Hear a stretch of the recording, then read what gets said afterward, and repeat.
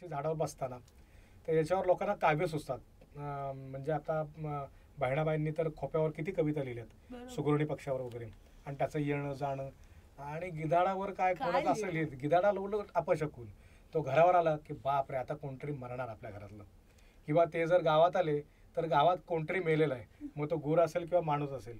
म्हणजे तो बातमी घेताना पण अशी आणतो की कोणतरी मेलेलं आहे. ही काय आनंदाची बातमी नाही, असं काहीतरी शुभ घडणार आहे असं काही नाही. आणि म्हणून मग त्याला आपण वेगळ्या दृष्टिकोनातून विकृत म्हणा किंवा अपशकुनी म्हणा, एक असं त्याला साईन ठेवलेली आहे. पण मग एवढं सगळं असताना तुम्हाला गिधाडांच्या बद्दलच आपण हे करायला पाहिजे, कारण एवढे प्रकार आहेत, आम्हाला ते तर जाणून घ्यायचेच आहेत सगळ्या प्रकारांबद्दल. पण गिधाडांची प्रजाती नष्ट होतीये ही गोष्ट तुम्हाला एकदम वेगळी हे झाली आणि तुम्ही त्याच्यावर काम केलं, तर ते आम्हाला सांगा ना. आता पक्षी एकंदरीत आम्ही सगळे बघत होतो. 92 ते 94चा मोस्ट ऍक्टिव्ह आमचा काळ आहे.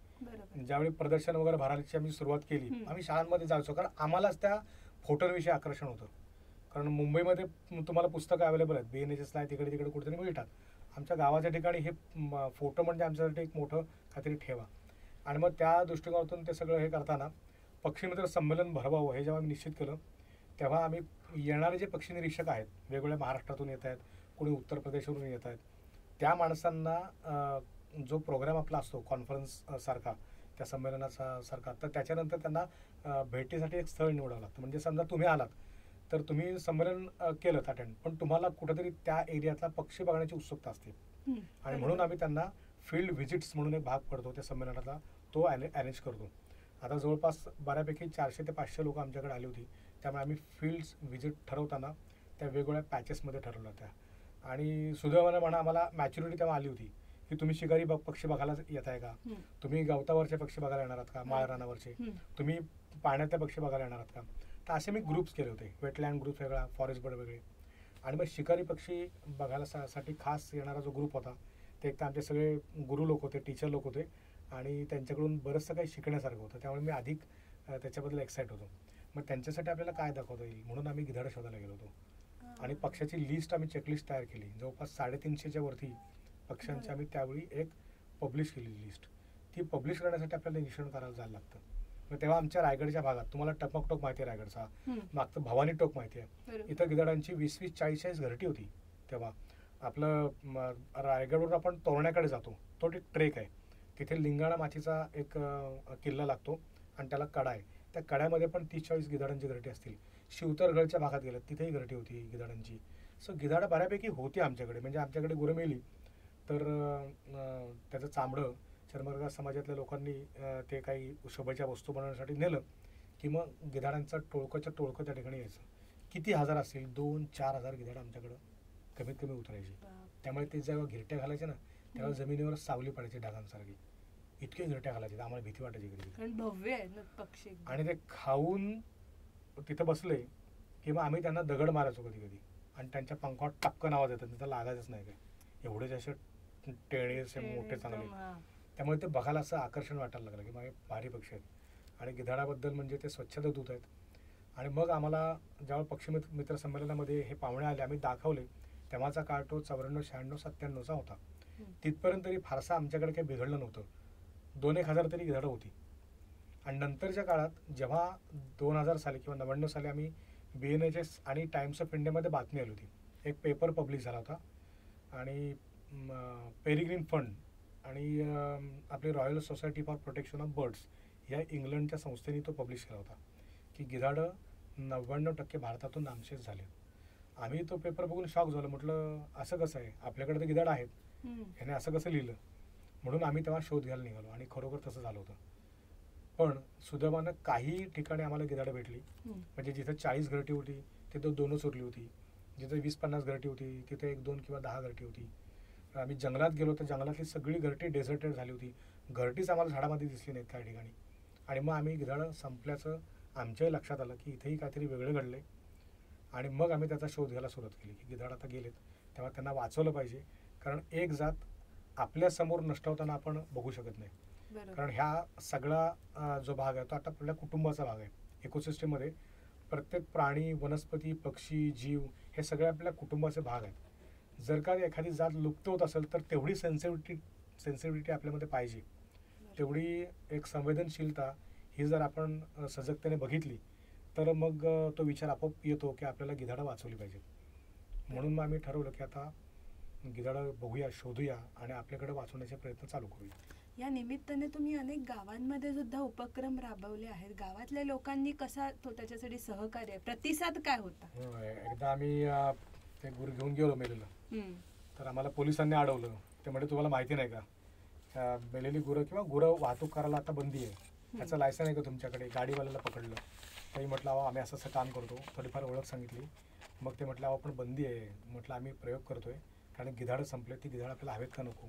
मग पोलिसांनी जरा ते पटलं आणि त्यांना ऐकलं. त्यांनी 4 गोष्टी सांगल्या गिधाडाच्या. मग मला असं कळलं की आपण समाजामध्ये कॅनव्हासिंग केलं तर अशा फारसे काही कडक नियम घेऊन काय पेपरबाजी करून काय करायची गरज नाही. मग आम्ही ते पहिलं गुरु टाकायला गेलो गावामध्ये, तर गावकऱ्यांनी आम्हाला विरोध केला.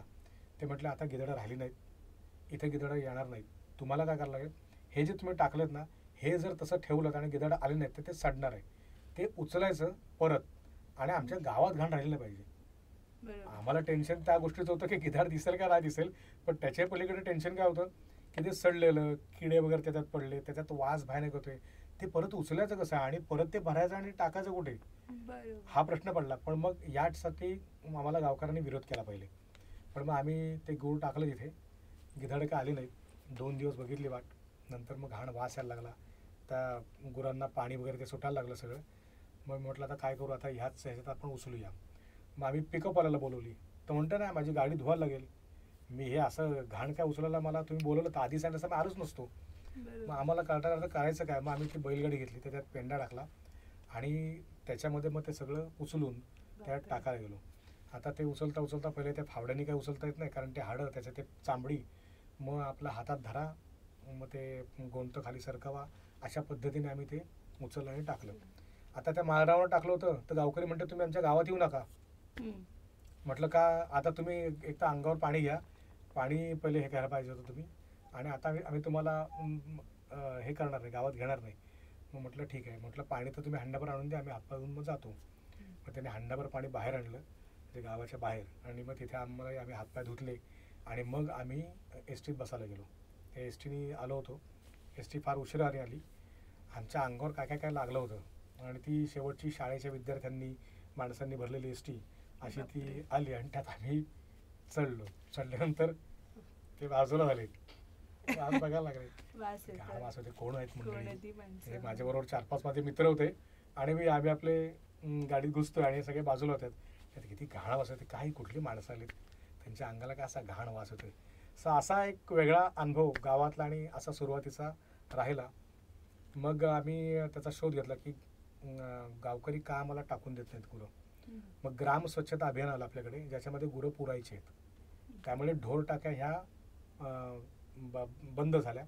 त्यामुळे मेलेली गुरं जरी इन्फेक्टेड असतील औषधाने तरी ती गिधाडांना भेटायची, त्यामुळे थोडंफार तरी गिधाडं जगायची. आता काहीच खायला नाही म्हणतात तर उपासमारीने किती दिवस जगणार ती. त्यामुळे आपल्याकडे जो 96, 95 किंवा 97 सालापासूनचा जो गिधाड ड्रॉप किंवा कमी होण्याचा जो प्रकार झाला तो ह्या उपासमारीने झाला. त्यामुळे ग्राम स्वच्छता अभियान आलं. WHOने हे जाहीर केलं की रेबीज होतोय दिल्लीमध्ये, चेन्नईमध्ये रेबीजचं प्रमाण वाढले, पुण्यात, मुंबईत, मोठ्या मोठ्या शहरात कचऱ्यापेट्या वाढतात आणि रेबीज वाढतोय कारण कुत्रे त्याच्यावर खाणं खातात. आणि त्याच्यामुळे त्यांनी सगळंच डंप करायची सुरुवात केली. पण हा प्रॉब्लेम शहरात होता, गावात नव्हता. गावातलं छान चाललं होतं सगळं, कोणी काय गुरांना औषधं देते ना देते काय फरक पडत नव्हता तसा, आणि गिधाडं जगत होती. पण गावामध्ये कलेक्टरकडून ऑर्डर आल्या आणि ती गुरं पुरायला त्यांनी सुरुवात केली. तर त्याच्यामुळे मग हा प्रॉब्लेम आमच्या लक्षात आला. मग आम्ही परत ती कलेक्टरकडे गेलो. तेव्हा ते डॉक्टर सूर्यवंशी होते. त्यांनी आम्हाला सांगितलं की आम्ही स्थानिक परवानगी तुम्हाला देतो टाकायची, कारण ही परवानगी बदलण्याचे मलाही थोडेफार अधिकार नाही आहेत असं, पण मी बदलू शकतो स्थाल परवते काही. मग त्यांनी आम्हाला परवानगी दिली. पोलिसांकडे कळवलं की ह्या लोकांना वाहतूक आणि ते टाकायच्यासाठी परमिशन द्या, गावात नोटिसा पाठवा. आणि मग त्यांनी वेगवेगळ्या कार्यशाळा घेऊन त्यांच्याबरोबर मग आम्ही काम करून हे रुटीनमध्ये आणलं आणि मग आम्ही गावात गुरं टाकायला सुरुवात प्रवास करायचा होता. तर हे सिनेरियस वल्चर जे आहेत ते आणि आपली ही परिषद ARRCN कॉन्फरन्स म्हणजे Asian Raptor research conservation network, म्हणजे आशियाई शिकारी पक्ष्यांची एक नेटवर्क म्हणजे त्यांच्याबद्दल माहिती प्रसारण करण्यासाठी एकत्र केलेली अशी 34 देशांनी ही संस्था फॉर्म केली. आणि त्याच्यामध्ये यांनी करार केले काही. आता समजा एखादा पक्षी मंगोलियातून उडाला आणि तो कोरियात आला, तर त्याच्या पाठीमागे रेडिओ ट्रान्समीटर आहे. आता 2 देश वेगळे आहेत, तर ह्या देशातले मिलिटरीवाले काय करतील, त्या पक्षाला मारतील, कारण तो मेटल डिटेक्टर रडारमधून होतो. मग कोणतरी काहीतरी रडारनी पाठवते किंवा त्याच्यामध्ये आलंय हे संशोधन झाल्यानंतर त्यांचं ते कशाला ठेवतात, तो पक्षी लगेच मारून टाकतात. मग ह्या पक्षाचं नेटवर्क म्हणजे याचं संस्थेचं असं नेटवर्क आहे की हे जे पक्षी देशांतर्गत प्रवास करतात आणि आपण त्यांचं काही संशोधन करतो, त्यासाठी ज्या बाबी आवश्यक आहेत त्या कंपल्सरी तशाच संवर्धित झाल्या पाहिजेत. आणि मग त्यासाठी ह्या सगळे देश काम करतात. आपल्याकडे गिधाडांसाठी, वाघासाठी परदेशातून फंड येतो, ही राखा म्हणून. अनेक सेव्ह व्हल्चर म्हणून संस्था आहे परदेशातली. त्याच्यानंतर RSPB संस्था आहे जी आपल्या BNHSला ग्रँट करते. अशा अनेक संस्थांचं पैसे एकत्रित येऊन मग ते पैसे आशियाई खंडांना अनेक वेगळ्या प्रोजेक्ट्सना द्यावे, अशा पद्धतीचा एक विचार याच्यातून येतो. आणि आशियामधून कुठे कुठे कामं चालतात संवर्धनामध्ये, ती एकत्र माहिती व्हावी. आणि ह्या सगळ्या मोठ्या संस्था जिथे आलेल्या असतात त्यांना समजा ते क्लिक झालं की ही संस्था काम करते, याला आपण काहीतरी फंडिंग करू किंवा जाऊन बघू, तर मग तो चान्सेस असतो की ते आपल्याकडे प्रोजेक्ट लॉन्च करू शकतील. मग अशा पद्धतीने मी ह्या ARCN कॉन्फरन्सच्या माध्यमातून पहिल्यांदा 2009 साली थायलंडला गेलो आणि ती कॉन्फरन्स मला अटेंड करायला भेटली. तर तिथे हे सगळे लोक आले होते. मग तशी परिषद पुण्यामध्ये घ्यावी म्हणून डॉक्टर सतीश पांडे यांनी पुण्यामध्ये ARCN कॉन्फरन्स घेतली होती, इंटरनॅशनल लेवलची पहिली भारतातली आणि आपल्या महाराष्ट्रातली आणि पक्ष्यांवर, शिकारी पक्ष्यांवर घेतलेली पहिली कॉन्फरन्स आहे. मग तिथे काही ओळख झाली होती. मग इथे पुन्हा ते परदेशी लोक आली, 30 लोक परत आली. तेव्हा मला असं कळलं की झपाटलेली लोक आहेत सगळी, एक नाही, दोन नाही, 100-200 लोक आहेत. प्रत्येक संस्थेतून ते येतात आणि सगळे मोरके लोक आहेत, यांचे अजून फॉलोअर्स वेगळे आहेत. मग हे अजून काय कॉन्क्रीट काम करतात त्यांच्याशी चर्चा करायला मिळेल म्हणून मी पुण्यात पोचलो. तर डॉक्टर म्हटलं, अरे आपल्याला व्हल्चरची साईट दाखवायला जर चिरगावची दाखवता आली तर कसं बरं होईल, म्हणजे यांना व्हल्चर बघायचे आहेत आणि व्हल्चर आपण प्रोजेक्ट जरा फोकस्ड करतोय. मग या लोकांना मी तिथे आणलं. तेव्हा मंगोलियामध्ये डेन्व्हर झूचे काही प्रोजेक्ट चालू होते आणि ती माणसं इथं आली आणि त्यांनी माझं काम बघून त्याच्यामध्ये माझा भाषेशी, त्यांच्याशी बोलण्याशी फारसा काही संबंध आला नाही, पण दॅट वर्क काउंट्स, की त्या कामाने ती पावती दिली. ते डेव्हिड आणि रिचर्ड म्हणून दोघंजण ते शास्त्रज्ञ आहेत आणि त्या प्रोजेक्ट डायरेक्टर आहेत. त्यांनी माझी मुलाखत घेतली आणि मला म्हटलं की तुला आम्ही 1.5 महिन्याचा खर्च तिथं सगळा करणार आहोत, तुला मंगोलियाला यायला लागेल. मी म्हटलं केवढी अपॉर्च्युनिटी भारी आहे की एक तर परदेशात आपल्याला जायला मिळते आणि ॲडव्हान्स सायंटिफिक जे लोक काही पॅरामीटर्सच्या या करतात, म्हणजे प्रोजेक्ट करतात, त्या प्रोजेक्टमध्ये आपल्याला सहभागी व्हावे. मग मी त्यांना लगेच हो म्हणून टाकलं. मला माहिती होतं पासपोर्ट कसा काढायचा काय, मी त्यांना आपला हो बोललो, आधार कार्ड दाखवायचं आणि जायचं. तर मग ते म्हटले की तुला पासपोर्ट काढायला लागेल वगैरे असं. मग बाकीची माहिती मेलवरून येत होती. तेव्हा काय अँड्रॉइड किंवा काय हे नव्हतं, सगळा संवाद हा मेलवरून होत होता.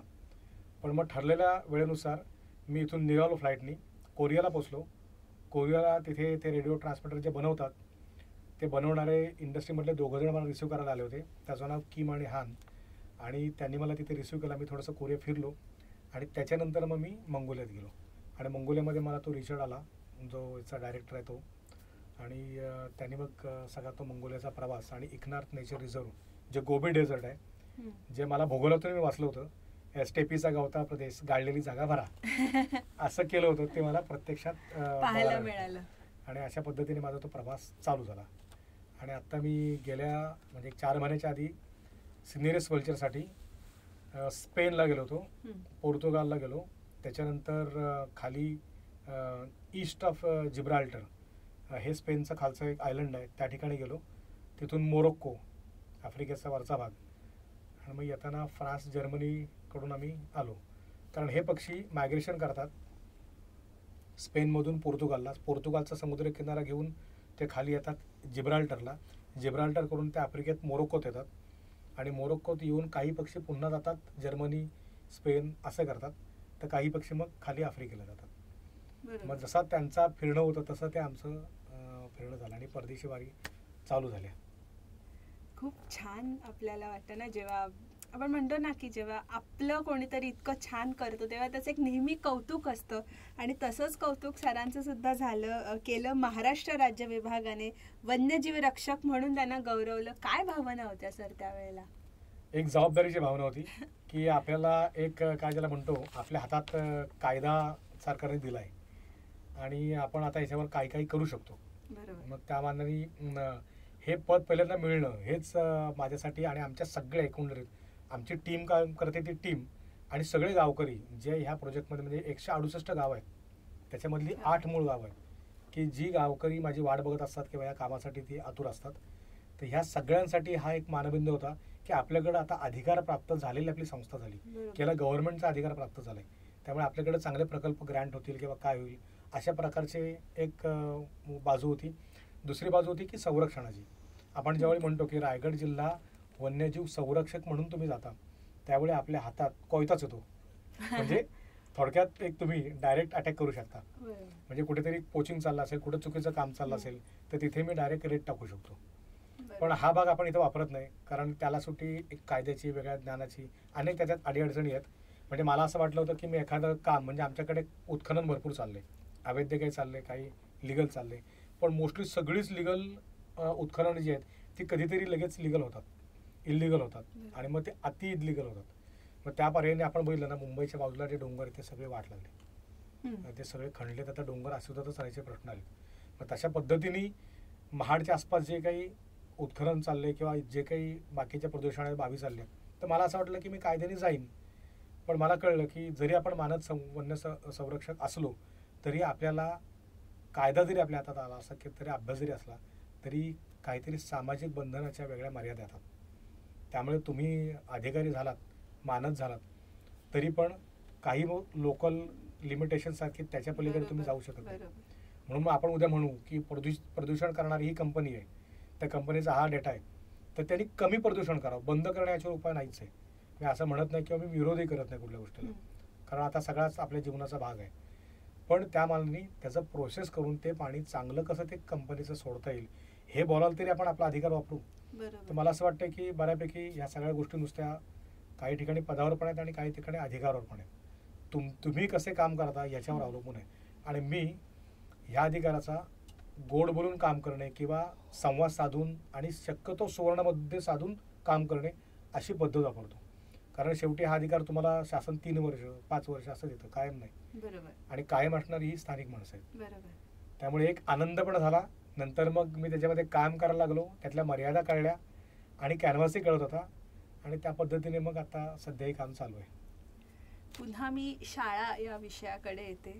शाळेत जसं आता तुम्ही उपक्रम केले, तुम्हाला हळूहळू कळत गेलं की मुलांना सुद्धा नाही म्हटलं तरी या क्षेत्राबद्दल कुतूहल निर्माण होतंय किंवा एक जाणून घ्यायची इच्छा आहे. तर अजूनही शाळकरी मुलांच्या किंवा कॉलेजमधल्याही मुलांच्या मनात या क्षेत्राविषयी आवड निर्माण व्हावी, त्यामुळे शासनाने या शिक्षण पद्धतींमध्ये काही बदल करायला हवेत का? तुमच्या शासनाकडून काय अपेक्षा आहेत? हे फार महत्त्वाचा प्रश्न आहे. कारण आज मी बघतो ना झुलॉजी डिपार्टमेंट म्हणजे प्राणीशास्त्राचे डिपार्टमेंट बंद पडत आहेत. हे खूप दुर्दैव आहे. म्हणजे मी जेव्हा असा माझ्या कॉलेजला विचार केला की मी प्राणीशास्त्र हा भाग घेणार आहे, जिम कॉर्बेट किंवा डिलॉन एस रिप्ले हे जे शास्त्रज्ञ आहेत ज्यांनी हे पक्षीशास्त्र फुलवलं, सलीम अली वगैरे आहेत सगळेच, तर ह्या सगळ्यांनी प्राणीशास्त्राचा आधार घेतला. तर प्राणीशास्त्र घेऊन आपण झुलॉजी 6 युनिट करावं. दुर्दैव असं होतं की मी जेव्हा कॉलेजला मी टीवायला आलो आणि बघतो तर माझं डिपार्टमेंट बंद पडलं. झुलॉजी डिपार्टमेंटला स्टुडंट नाही. मी सरांना म्हटलं की मी एकटा शिकीन, तुम्ही मला शिकवा, ॲडमिशन एक असेल तरी करेन. पण त्या माननीय सर म्हटले की तू त्याला 5-6 विद्यार्थी अजून शोध. तर हे दुर्दैव आहे. मग म्हटलं असं काय अवस्था आली, तर ते म्हटलं अरे तुम्हाला कोण जॉब देणार आहे का? हा प्रश्न येतो की तुम्ही शिक्षण घेऊन अवेअरनेस मुलांना आला, मुलांनी झोकून काम द्यायला सुरुवात केली, पुढे फ्युचरमध्ये काय, निदान ब्रेड बटरचं काय. तर ह्या पद्धतीमध्ये मग मी त्यांना म्हटलं की मला काय करून झुलॉजी शिकायचं आहे आणि मी माझा जो काही करिअर किंवा त्याच्यामध्ये काय आहे ते शोधीन, सापडेल ते. मग आम्ही करता करता माझ्याबरोबर 14 मित्र माझ्याबरोबर आले, मित्र आणि मैत्रिणी. त्यांनी माझ्यासाठी म्हणून निर्णय घेतले आणि आम्ही 14 विद्यार्थी त्या झुलॉजीला आलो आणि तेव्हा ते झुलॉजीचं जे हे आहे ग्रँट आहेत ते आम्ही टिकवले आणि ते झुलॉजीचं डिपार्टमेंट आम्ही टिकवलं. तर हे दुर्दैव आहे आपल्याकडे की प्राणीशास्त्र आणि वनस्पतीशास्त्र याच्याकडे शासनाचा किंवा इतर जणांचा बघण्याचा दृष्टिकोन वेगळा आहे. ते तुम्हाला सहज विचारतात, तू केमिस्ट्री आहेस का, अकाउंटंट आहेस का, तर मग कंपनीत ये. बरोबर. झुलॉजी बॉटनी तुझं कशाला येतोयस, नको यूज. पण आमच्याशिवाय तुमचं पान हलणार नाही, हे तितकं सत्य आहे. कारण जे काही इन्फ्लुएन्स आहेत, जे काही प्रदूषण होते ते प्युअर करण्यासाठी, ते हवा शुद्ध करण्यासाठी म्हणून आम्ही महत्त्वाचा रोल करतो. तिथे प्राणी यायला पाहिजेत त्या कंपनीमध्ये. ती जरी कंपनी असेल, झाडं चांगली जगली पाहिजे स्थानिक, आणि ती कंपनी त्या दाट जंगलामधली सराउंडिंग केलेली असावी की ज्याच्यामध्ये 0% पॉल्युशन येऊ शकतं. हे शक्य आहे. पण दुर्दैवानं ही फॅकल्टीज तुम्ही कट केल्यामुळे काय झालं, ह्या सगळ्या प्रदूषणाचा फटका आपल्याला बसला आहे. आणि त्यामुळे कंपनी जर सांडपाणी सोडते तर त्या सांडपाण्यामुळे नदी खराब होतेच. आता मी सांगतो, मी नदीत पोहायचो आम्ही लहानपणी, तेव्हा पैसे टाकायचो, ते खाली डोळ्याने उघडे बघायचे कुठे पडलेत ते तळात, आणि ते उचलायचे आणि वरती परत यायचं, असे आम्ही खेळ खेळायचो. आज त्या नदीत आम्ही जर हात घातला तर आमच्या हाताला स्किन डिसीज होतात. एवढं पॉल्युटेड झालंय. मग ही अवस्था केवळ 20 वर्षामधली आहे. मग याच्यामध्ये जर त्यांनी बॉटनी आणि झुलॉजी सर्वे डिपार्टमेंटकडे लक्ष दिलं, जे पूर्वी होतं, पूर्वी मृदसंधारण विभाग जरी असेल किंवा आपलं जमिनी मोजण्याचा जे विभाग आहे ते विभाग, या सगळ्यांना झुलॉजिस्ट आणि बॉटनिस्ट लागायचे. कारण आम्ही याची जागा मोजली, तिथं आम्ही बांधकामासाठी परमिशन देणार आहोत, पण तिथे 300 वर्षाचं किंवा 150 वर्षाचं झाड मध्ये येते. मग या झुलॉजी बॉटनीवाल्यांनी सांगावे काय करावं ते. कारण त्याच्यावर पक्षी पण आहेत, प्राणी पण आहेत दुर्मिळ.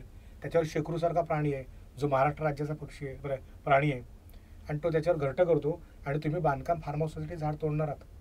तर मग ह्या अनुषंगाने कुठेतरी एक कडी पूर्णपणे तुटली. त्यामुळे डेव्हलपमेंटची टोटल ज्याला म्हणतो आपण ना, एक चुकीच्या प्रवाहाकडे आपली डेव्हलपमेंट चालली. म्हणजे नुसताच आपला विकास चाललाय, जो बकास होतोय, ज्याला कुठली दिशा नाही आहे. आणि ब्रिटिशांच्या वेळी मला आठवतंय, आमच्या महाडसारख्या तालुका ठिकाणी, प्रत्येक तालुक्या ठिकाणी एक बॉटॅनिकल सर्वे आणि झुऑलॉजिकल सर्वे डिपार्टमेंट होतं. त्याच्यामध्ये 20-20 लोक काम करायची, आणि ती त्या भागातला सर्वे करायची. तो सर्वे रिपोर्ट वर्षाचा अलिबागला जमा व्हायचा. अलिबागला ते पुस्तक रूपात छापलं जायचं, आणि त्यालाच आपण रायगड गॅझेटियर असं म्हणायचो. ते रायगड गॅझेटियर, कुठलंही गॅझेटर बघितलं तर त्याच्याविषयी वाईल्ड लाईफचा, वनस्पतींचा एक सेक्शन असतोच असतो. त्याच्यानंतर इकॉनॉमी देणारी झाडं कोणती आहेत याचा एक वेगळा सेक्शन असतो. शेती टिकवणारी, आणि त्यांना त्या शेतीला ह्युमस म्हणजे काय तर खत देणारं जंगल, दरीचं कुठलं टिकून आहे ह्याचाही विचार त्या ब्रिटिश गॅझेटियरमध्ये होता, जो पूर्णपणे आता बंद पडला. त्यामुळे आमची डिपार्टमेंट बंद पडली. फॉरेस्ट डिपार्टमेंट मध्ये पण आपण बघतो, वनविभागामध्ये लोक काय करतात, त्यांना किती माहिती आहे प्राणी पक्षाबद्दल. फार हातावर बोटावर मोडण्याची लोक आहेत वनविभागातली, की ज्यांना व्यवस्थित शास्त्रोक्त माहिती आहे. कारण त्याच्या सिलेबसमध्येच त्यांना सांगितले की इकॉनॉमीची जी वनस्पती आहेत, प्राणी आहेत, त्यांना तुम्ही पकडा, त्यांच्यावर काय कारवाई करा, कोण साग तोडतोय का बघा. म्हणजे वनविभागाला एकच काम आहे का की ते साग कोणी तोडले आणि ते 10 ट्रक आले, ते मोजा, ते हे काढून घ्या, त्याचं व्हॅल्युएशन करा, पेपर खरडवी करा, त्याच्यावर केस टाका, त्या ड्रायव्हरला आत घ्या, ते केस शनिवारी हिअरिंगला इथं जा, मुंबईला हायकोर्टात जा. मग तुमचा वनविभागवाला, तुम्ही म्हणता की वनविभागवाल्यांनी का करत नाहीत, पण तुम्ही चान्स कुठे देतात त्यांच्याकडं, हे कुठं आहेत ते काम करणारे किंवा त्याच्या वन्यजीवांचं रक्षण करणारे. मग कुठेतरी आपण दुसरी पण बाजू बघायला पाहिजे. मग आपल्याकडे झुऑलॉजी होणार आहे किंवा बायोडायव्हर्सिटी होणार आहे. आपले हे मुंबई आणि पुणे आणि रत्नागिरीतले जर कॉलेजेस घेतली तर जवळपास 4,500 विद्यार्थी दरवर्षी MSc करतात. त्यांचं होतं काय, त्यांना जर आपण सर्वेला वेगळं प्रोजेक्शन दिलं तर मला वाटते, आता दिघीचा पोर्टचा जो प्रकल्प पडला आपल्या अलिबागच्या खाली, तिथे पोर्ट होते मोठं, दिघी पोर्ट, आणि ते मोठं पोर्ट आहे, त्याचा बायोलॉजिकल झुऑलॉजिकल सर्वे व्हायला पाहिजे होता. तर त्या ठिकाणी कोण काम करेल, तर मरीन म्हणजे समुद्रशास्त्र शिकणारे जे आहेत ना झुऑलॉजिस्ट, त्यांचं तिथे पहिले रिपोर्टिंगचं काम होतं. कमीत कमी 200-500 लोकांनी काम तिथे करायला पाहिजे होतं. बॉटममध्ये काय आहे, तिथे कोणते सी ॲनिमल्स, सी प्लांट्स आहेत, कोरल्स आहेत का, वेगवेगळे मासे भेटतात का, मग त्याचा आणि डेव्हलपमेंटचा काय इफेक्ट होणार आहे, ह्या सगळ्या बाबतीतला रिपोर्ट काही होत नाही आपल्याकडे. आपल्याकडे प्रोजेक्ट लॉन्च होतो, लोक भरावर टाकतात, डोंगर फोडतात, हा डोंगर काढायचा आणि समुद्रात डोंगर वाढवायचा. मग हे सगळं आहे. ह्या सगळ्यामध्ये कुठेतरी शासनाने हे बदललं पाहिजे, आणि प्रत्येक फॅकल्टीला त्यानुसार कामं भेटली पाहिजेत, तर त्या फॅकल्टी पण जगतील, आणि त्या मुलांना पण त्या फ्युचर रिसर्चनी. आता आपल्याकडे सायंटिस्ट बघायला दुर्दैव आहे, सारखे रिपोर्ट बघतो, सायंटिस्ट मिळत नाहीत आपल्याला, शास्त्रज्ञ. म्हणजे किती दुर्दैव आहे. सगळ्यात मोठी लोकसंख्या भारताची, आणि त्याच्यामध्ये हाताच्या बोटावर बनवण्यात काही शास्त्रज्ञ, म्हणजे शास्त्रज्ञाची तुम्हाला देशाला गरजच नाही. तर हा प्रकार आपण अभ्यासाला पाहिजे आणि शास्त्रज्ञ तेव्हाच घडतील जेव्हा असे विषय सर्वार्थानं बायोडायव्हर्सिटी म्हणजे जैविकता बघून. कारण आपण आजही येतो कार्बन फूटप्रिंटवर आणि जैविकतेवर, आणि तिथे आपल्या जगण्याचा संबंध लागतो. प्रदूषण किती होतं आणि आपल्याला श्वसनाचे रोग किती होतात, आणि हे सगळं सांगणारे जे आहेत हे प्राणी, पक्षी, वनस्पती यांचा अभ्यास करणारे झूलॉजिस्ट, बॉटनिस्ट आहेत की ज्यांची आता नितांत गरज आहे. आता तुम्ही म्हणालात की ह्याची नितांत गरज आहे. मी असं म्हणेन की समजा आज हा व्हिडिओ आपण यूट्यूब चॅनलच्या माध्यमातून जेव्हा लोक वाचतील, हे सगळं ऐकतील, ह्या गोष्टींबद्दल अभ्यास करतील, कदाचित पुढची पिढी ज्यांना इच्छा असेल ह्या क्षेत्रात येण्यासाठी, त्यांचा जो कॉन्फिडन्स आहे, जो आधी कदाचित थोडा डगमगला असेल की नाही मी या क्षेत्रात कसा जाऊ, कोण मला सहकार्य करेल, तर आज त्या होतकरू मुलांना तुम्ही काय ह्याच्या माध्यमातून सांगाल? मी सगळ्या विद्यार्थ्यांना हे आवाहन करेन की तुम्हाला समजा एखादं करिअर निसर्गाची आवड किंवा वाईल्ड लाईफची आवड म्हणून होतंय, आणि त्यात म्हणजे असे प्रश्न आहेत की मला याच्यामध्ये काय नक्की मिळणार आहे उत्पन्न, मी काय करू शकणार, तर यामध्ये पहिले म्हणजे तुमची अपेक्षा काय आयुष्याकडून त्याचा पहिले गणित मांडा. बरोबर. की मला ऑडी घ्यायची आहे, मला बंगले बांधायचे आहेत, मुंबईमध्ये काय करायचं आहे, इन शॉर्ट टाइम करायचं वगैरे वगैरे. ते एकदा फोकस क्लिअर असलं की मग आपण दुसऱ्या टप्प्यात जाऊ की मग शिक्षण घेऊन मला मी याच्या पुढे काय करणार आहे. तर माझं तरी असं म्हणणं आहे की आत्ताचं युग आहे ना हे इंडस्ट्रियल होतं, ज्यांनी खूप खराब केलं, जे ब्रिटिशांच्या काळात चालू झालं होतं. ते इंग्लंड झालं, फ्रान्स झालं, जर्मनी झालं, अख्ख्या युरोपमध्ये झालं, ज्यांनी ह्या सगळ्या ओझोनला होल पाडलं, म्हणजे तो ओझोन पंक्चर केला. पण आत्ताचं युग जे आहे ना हे पंक्चर आता रिपेअर करण्याचं युग आहे. त्यामुळे ते बायोलॉजीचं युग आहे, ते जीवन जगण्याचं युग आहे.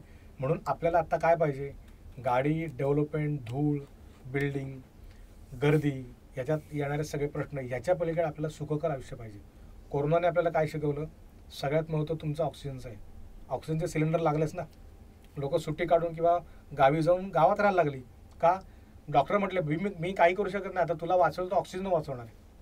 मग ऑक्सिजन वाचवण्याचं म्हणजे काय, म्हणजे तुम्ही लाईफकडे आलात, म्हणजे तुम्ही जंगलाकडे आलात. त्यामुळे आत्ताचा भाग आहे हा जंगलाचा भाग आहे. औषधी वनस्पत्यांना पण खूप स्कोप आहे, त्यांच्यानीच मेडिसिन तयार होतात. आपली म्हणजे ॲस्पेरिनसारखं जे औषध आहे, ॲस्पॅरागस नावाची जी वनस्पती आहे शतावरी, तिने कितीतरी औषधं बनवता येतात. बेहडा आहे, हिरडा आहे, याच्यातून आपल्याला तिरफळा चूर्ण करता येतात, जे अनेक औषधांचा बेस आहे.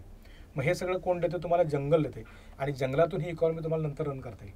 त्यामुळे आत्ताचं पुढचं आयुष्य आहे ना हे total bio weapons, bio remedies आणि बायो वॉर असं असणार आहे. त्यामुळे you need to know biology. तुम्हाला बायोलॉजीशिवाय दुसरा पर्याय नाही. त्यामुळे याच्यात तोच चांगला टिकेल जो निसर्गामध्ये स्वतःला गाडून घेईल, स्वतः त्यात रमेल तो. आणि अतिशय चांगल्या पद्धतीने आज निसर्गाचं, आता अनेक शहरामधल्या IT लोकांनी गाव सोडलेत, हे आपले शहरं सोडले, त्यांनी गावाकडे गेलेत आणि तिथे आपलं जुनं घर, जुनं राहणं आणि त्याचं पर्यटन पण आता झालंय की लोकांना चांगला श्वास, ग्रामीण काहीतरी भेटायला पाहिजे, सण भेटायला पाहिजे, बैलगाडीतून फिरायला भेटायला पाहिजे, नदीत डुंबायला पाहिजे, म्हणून लोक आता वळतात ग्रामीण भागाकडे. तेव्हा मला असं वाटतंय की प्राणीशास्त्र, वनस्पतीशास्त्र किंवा ओव्हरऑल बायोडायव्हर्सिटी ह्याच्यावरच्या शिक्षणाची आत्ता गरज आहे. म्हणजे मी तुम्हाला सांगतो की आत्ता एखादी कंपनी किती प्रदूषण करते त्याच्यावर टॅक्स लागतो गव्हर्नमेंटचा, तर त्याला आपण कार्बन टॅक्स म्हणतो. तो त्या कार्बनचं काउंट व्हायचं असेल तर त्याची एक इकॉनॉमिक्स आहे ज्याला आपण एन्व्हायरमेंट इकॉनॉमिक्स असं म्हणतो. तर ते परदेशात त्याचं शिक्षण मिळतं, आता दिल्लीमध्ये काही ठिकाणी आहे. तर एन्व्हायरमेंट इकॉनॉमिक्स हा आत्ताचा नवीन ट्रेंड पण आहे की जो एन्व्हायरमेंटला धरून आहे. सो अशा पद्धतीने मला तरी वाटतं की पर्यावरणावर आता खूप स्कोप आहे. तर मुलांनी इंजिनिअरिंग किंवा असं घसिटं काय असेल तुमचं, आणि शहराच्या त्या घाण कोंदट वातावरणात जगण्यापेक्षा मोकळ्या हवेत रिसर्चर म्हणून छान श्वास घ्या आणि जगा, असं मला आवाहन करावंसं वाटतं. खरंच आपल्याला सरांनी इतकं सुंदर मार्गदर्शन केलं. ते जे काम करतात किंवा त्यांची टीम जे काम करते त्या संदर्भात त्यांनी आपल्याला एवढं छान माहिती दिली आहे. सर, तुम्ही आज वेळात वेळ काढून आम्हाला म्हणजे इथे भेटून सगळ्या मुलांना मार्गदर्शन केलं, आम्हाला छान छान माहिती सांगितली.